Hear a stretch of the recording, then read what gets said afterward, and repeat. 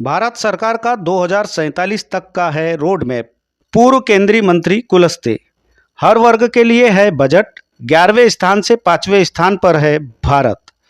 Pandit Deendayal Bharatiya Janata party कार्यालय बालाघाट में सोमवार को भारत सरकार द्वारा प्रस्तुत केंद्रीय बजट वित्तीय वर्ष 2025-26 पर आयोजित बजट संगोष्ठी का आयोजन किया गया, जिसमें मुख्य वक्ता के रूप में पूर्व केंद्रीय मंत्री और मंडला सांसद फग्गन सिंह कुलस्ते प्रमुख रूप से मौजूद रहे। यहां भाजपा जिलाध्यक्ष रामकिशोर कावरे, कटंगी विधायक गौरव सिंह पारधी, पूर्व मंत्री प्रदीप जायसवाल, पूर्व विधायक रमेश भटेरे, नगरपालिका अध्यक्ष भारती ठाकुर, पूर्व जिलाध्यक्ष सत्यनारायण अग्रवाल, भाजपा नेत्री मौसम बिसेन सहित भाजपा पदाधिकारी और कार्यकर्ता बड़ी संख्या में मौजूद रहे। संगोष्ठी के बाद यहां मुख्य प्रवक्ता फग्गन सिंह कुलस्ते के द्वारा मीडिया से चर्चा करते हुए भारत सरकार द्वारा प्रस्तुत केंद्रीय बजट वित्तीय वर्ष 2025-26 पर आयोजित बजट की जमकर तारीफ की गई। साथ ही इसे हर तबके और समुदाय के लिहाज से हितकारी होना बताए। यहां श्री कुलस्ते ने कहे कि मोदी सरकार की 2047 तक का रोड मैप है और सबका साथ सबका विकास का विजन रखकर हर वर्ग के विकास करना ही सरकार की प्राथमिकता है। लघु और मध्यम उद्योग MSME के माध्यम से SC, OBC, ST युवाओं को उद्योग लगाने की दिशा में उल्लेखनीय कार्य किया जा रहा है। वित्त मंत्री निर्मला सीतारमण के द्वारा हर वर्ग को ध्यान में रखकर वित्तीय बजट लाया गया है।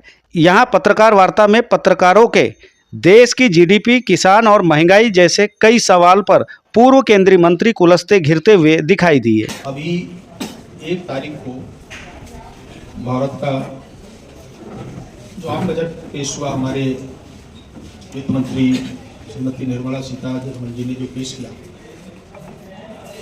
तो इस पूरे बजट को आप देखेंगे कि विकसित भारत 2047 का एक रोड मैप लेकर के हम आए।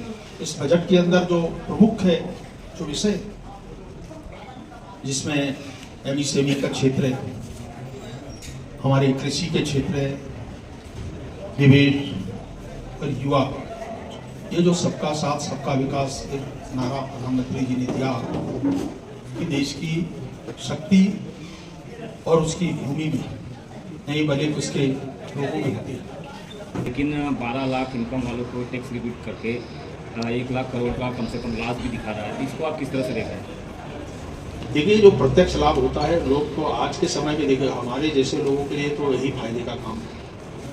अब ये जो अलग अलग टैक्सेशन की बात करेंगे तो देखिए उसके विस्तार पे आपको चर्चा करना पड़ेगा। जितना जब हम GST लेकर के आए तो लोग कई तरह की बात किए।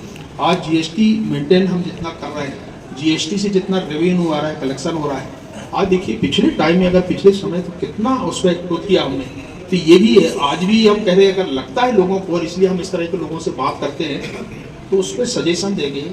हमारी GST काउंसिल है, उस पर चर्चा होती है। अगर लगता है कि उस पर कुछ हमको ऐड करना है, कुछ करना है, तो वो भी हमारे पास प्रावधान है। और इसलिए इसमें कोई शंका वाली बात नहीं।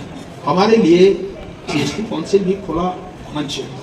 सभी राज्यों के फाइनेंस मिनिस्टर्स धीरे धीरे क्रम से उसके मेंबर होते हैं, और इसलिए अगर कोई ऐसा विषय आता है तो जरूर उस पर चिंता करके GST काउंसिल के सामने ले जाएं। उसमें जो भी चाहे का विषय हो या अन्य ऐसे विषय हो, तो उनको जोड़ सकते हैं, ऐड कर सकते हैं। अगर कुछ करना है तो किया जा सकता है। इसके लिए वो फॉर्मेट है उनके पास। आपने कहा था कि इस बजट से किसान भी काफी खुश हैं, क्या लगता है सही में किसान खुश हैं?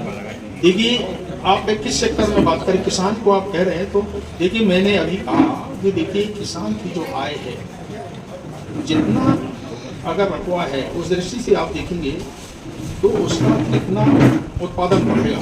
तो उसको समर्थन मूल्य ही ना मिले तो भाई समर्थन मूल्य तो देखिए हम हर समय बढ़ाते हैं, इसमें कोई विषय नहीं है। भाई जो हमारा कमिटमेंट है तो हम तो करते ही। भाई आज देखिए, इसके पहले क्या था और आज कहाँ है, तो ये तो देखिए आपको विचार करना पड़ेगा।